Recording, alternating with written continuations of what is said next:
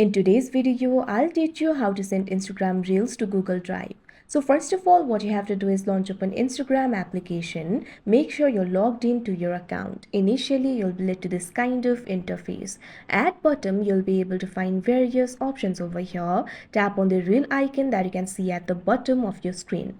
Now, after you do that, you'll be able to view the reels over here.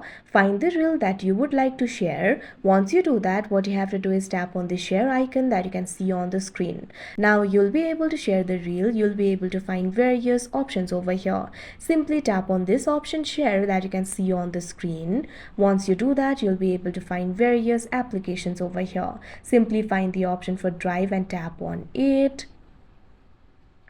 Now once you do that, you can see over here you'll be able to upload it to the drive.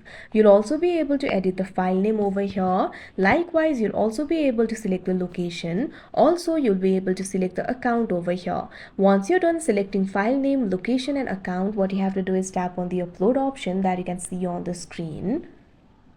Now wait for a while and it will be uploaded to the Google Drive. Now if you open the Google Drive, you can see over here it will be uploaded to the desired location. So that is how you send Instagram Reels to Google Drive. I hope you found this video helpful. Thank you for watching.